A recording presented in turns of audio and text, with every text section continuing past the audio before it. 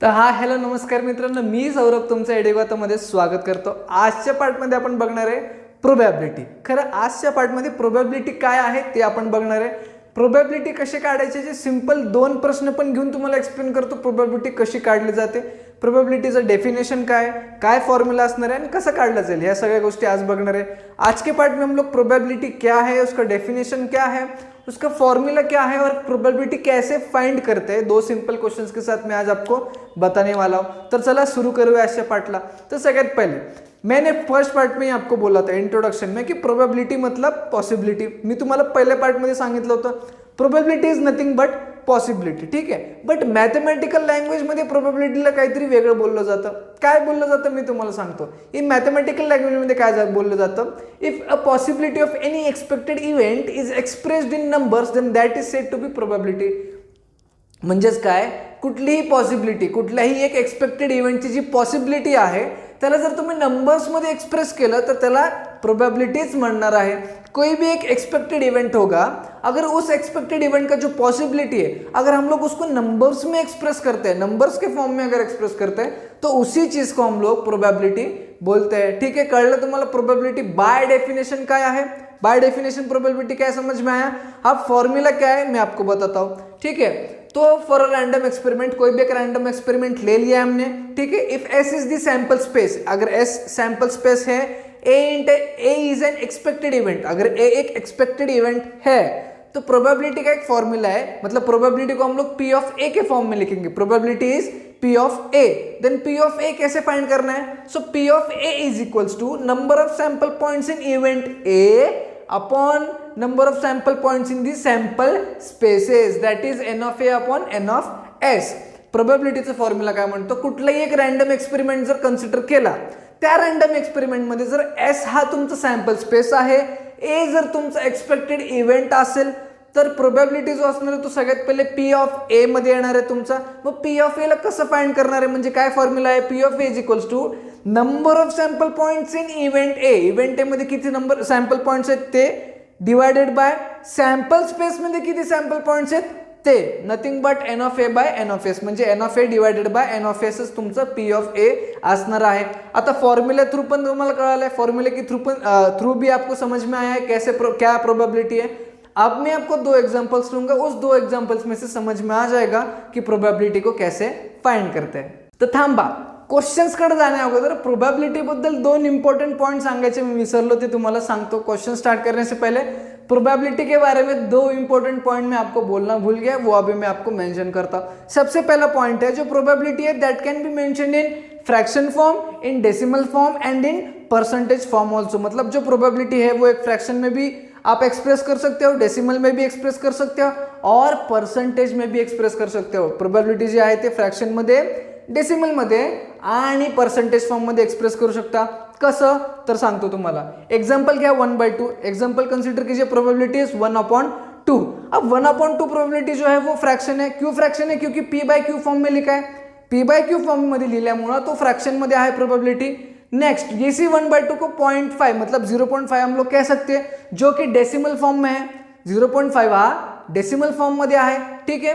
त्याच 0.5 ला आपण 50% पण लिहू शकतो। मग 50% हा परसेंटेज फॉर्म मध्ये है, ये 50% परसेंटेज फॉर्म में है, ये 0.5 को हम लोग 50% लिख सकते हैं, इसलिए वो परसेंटेज फॉर्म में हो गया है। समझ में आया यहाँ तक, ठीक है। अब दूसरा पॉइंट, इंपॉर्टेंट पॉइंट ऐसा है, जो आपका प्रोबेबिलिटी है वो हमेशा 0 से बड़ा रहना चाहिए और 1 से छोटा या फिर 1 को इक्वल रह सकता है। तुमची जी प्रोबेबिलिटी आहे ती नेहमी 0 पेक्षा मोठी पाहिजे आणि एकतर 1 च्या इक्वल किंवा 1 पेक्षा छोटी असली पाहिजे। मोस्ट प्रोबेबली 1 पेक्षा छोटीच असते प्रोबेबिलिटी। मग कधी तुम्ही प्रोबेबिलिटीचे क्वेश्चन सॉल्व करताना चेक करायचं असेल तर हे मात्र आहे, प्रोबेबिलिटी 1 पेक्षा छोटी असली पाहिजे आणि नेगेटिव्ह नसली पाहिजे, 0 पेक्षा मोठी असली पाहिजे। 0 आणि 1 च्या मध्ये लाई केलेली पाहिजे। Probability should always greater than 0 and can be equal to 1 और लेस देन 1। समझ में आया, समजलं तुम्हाला। आता तुम्ही नेक्स्ट क्वेश्चन जे आहेत, म्हणजे क्वेश्चन जे घेणार आहे तिकडे तुम्ही जाऊ शकता। ओके, तो सगळ्यात पहिला क्वेश्चन बघू। सबसे पहला क्वेश्चन क्या कहता है, देखते हैं चलो। क्वेश्चन कहता है, if one die is rolled then find the probability of each of the following event. ठीक है, एक डाय को रोल किया है, एक डायला रोल केलेला आहे, तर ते डाय फेकल्यानंतर किंवा डाय रोल केल्यानंतर काय प्रोबेबिलिटी येणार आहे, दोन इव्हेंट दिले, ते दोन इव्हेंटसाठी तुम्हाला प्रोबेबिलिटी फाइंड करायची। Event A, number on the upper face is prime. सबसे पहला इवेंट है जिसमें बोलते हैं नंबर ऑन अपर फेस, जो डाई फेंकने के बाद ऊपर का फेस आने वाला है उस पर प्राइम नंबर आना चाहिए। Event B, number on the upper face is even, मतलब डाई फेंकने के बाद ऊपर जो फेस है वो जो आने वाला है वो इवन नंबर का है, ठीक है। So let S be the sample space. सबसे पहिला तो स्टेप यही आहे, सगळ्यात पहिला स्टेप हेच आहे दोन इव्हेंटसाठी। पहिले तर सॅम्पल स्पेस काढायला लागणार आहे, ठीक आहे। इव्हेंट सॉरी पहिला काय दिलंय, एक डाय रोल केलाय, तर सॅम्पल स्पेस काय येणार आहे, S is equals to 1 2 3 4 5 6 and then number of sample points is equals to 6। एवढं तर क्लियर है। एक डाय रोल किया है तो ऑब्वियसली सैंपल स्पेस यही आएगा 1 to 6 और नंबर ऑफ सैंपल पॉइंट 6 आएगा। यहां तक समझ में आया, ठीक है। पहला इवेंट जो कहता है event A, prime number on the upper face. पहला इवेंट क्या कहता है, प्राइम नंबर आना चाहिए अपर फेस पे। पहला इवेंट काय म्हणतो, प्राइम नंबर आला पाहिजे वरच्या फेस वरती। सैंपल पॉइंट क्या है, सैंपल स्पेस क्या है, a इज इक्वल्स टू 2 3 5। इसमें से कौन से नंबर है जो प्राइम है। प्राइम नंबर म्हणजे कुठले नंबर, प्राइम नंबर म्हणजे असे नंबर जे कुठल्याही टेबल मध्ये येत नाही। 2 येत नाही, 3 येत नाही आणि 5 येत नाही। सो 2 3 5 हे तीन प्राइम नंबर है। प्राइम नंबर कौन से होते जो कोई भी टेबल में नहीं आते, तो 2 3 5 प्राइम नंबर हो गया। एन ऑफ ए 3 हो गया क्योंकि 3 नंबर्स मिले, तो प्रोबेबिलिटी ऑफ ए। अब हमको पिछला जो पार्ट था जिसमें मैंने इवेंट पढ़ाया था, अगर आपको इवेंट आता है, इवेंट कैसे अप्लाई करते हैं, जिसमें sample space number of sample points निकालने आता है, तो प्रोबेबिलिटी बहुत इजी है। हमने ए इवेंट निकाला, number of sample point in event निकाला और number of sample points in sample space मालूम है, तो P of A is equals to N of A by N of S by the formula of the probability. N of A by N of S 3/6 which is also 1/2, तो probability कितना है आपका 1/2, ठीक है। उसके बाद event B, even number on the upper face. Event B क्या कहता है, even number on the upper face. अब अपर फेस मतलब फेस के ऊपर वाला जो है उस पे इवन नंबर आना चाहिए। अब इवन नंबर आना चाहिए तो 1 2 3 4 5 6, इसमें से इवन नंबर कितने, 3 है, 2 4 6। हे जेवढे काही इव्हेंट्स होते म्हणजे हे काय सॅम्पल स्पेस होते त्यातले इवन नंबर कुठले जे की वरच्या फेस वरती येऊ शकतात, 2 4 6 म्हणजे सॅम्पल सॉरी इव्हेंट बी चा सॅम्पल स्पेस काय झाला 2 4 6। Number of sample point in event B किती झाले 3। Again probability of event B, P of B is equals to N of B by N of S. N of B 3, N of S 6, ठीक है। N of B 3, N of S 6, तर 3/6 is again 1/2। समझ तुम्हारा, समझ में आया question, बहुत easy था, बस फॉर्मूला ध्यान में रखना है और इवेंट कैसे निकालना है वो आपको आना चाहिए। अब एक और जो नेक्स्ट क्वेश्चन है वो देख लेते हैं।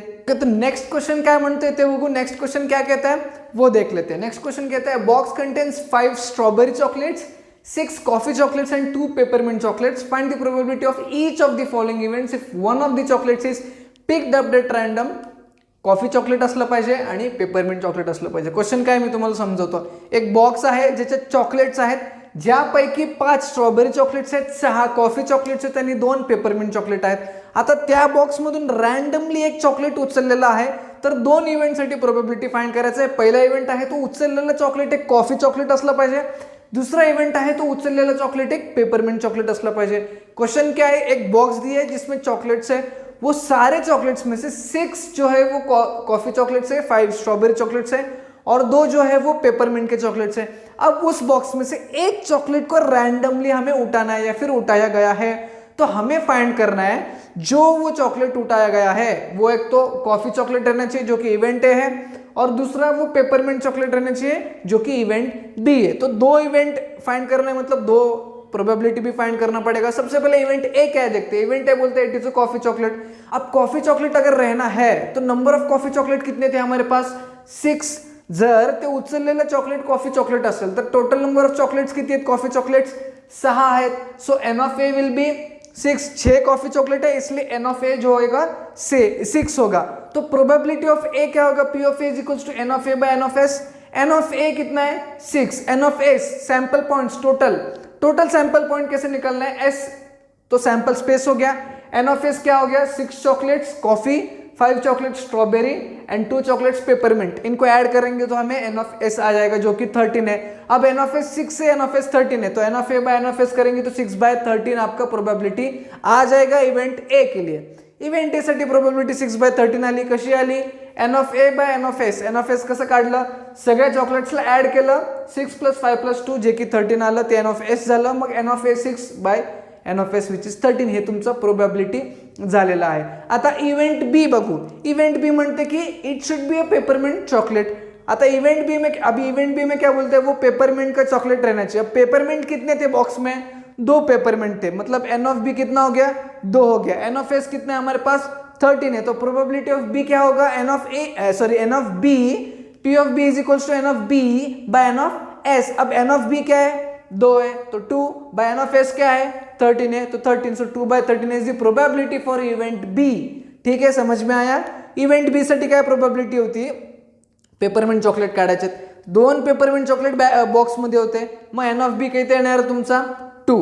ठीक आहे. पी ऑफ बी म्हणजे प्रोबेबिलिटी ऑफ इव्हेंट बी कसं काढणार आपण, n of B divided by N of S. मग एन ऑफ बी किती आहे तुमचा 2, एन ऑफ एस किती आहे तुमचा 13, so 2 by 13 will be the probability of event B. कळलं तुम्हाला, समझ में आया. सो आई होप आपको ये 2 क्वेश्चंस में से और स्टार्टिंग का जो डेफिनेशन था और बीच में मैंने जो इंपॉर्टेंट इन्फॉर्मेशन प्रोवाइड किया उसमें से प्रोबेबिलिटी क्या है इसका रफ आइडिया तो आपको पता चल गया होगा. अब इसके अगले पार्ट में हम लोग कुछ और क्वेश्चंस देखेंगे. इस पार्ट को हम लोग यही रोकेंगे, हा पार्ट आपण इथंच थांबूया. नेक्स्ट पार्ट मध्ये काही अजून क्वेश्चन घेऊया. तोपर्यंत जर हा पार्ट आवडला असेल तर नक्की लाईक करा, जास्तीत जास्त मुलांपर्यंत शेअर करा. नवीन असेल तर चॅनल सबस्क्राईब करून ठेवा. आपण भेटूया न्यू व्हिडिओमध्ये.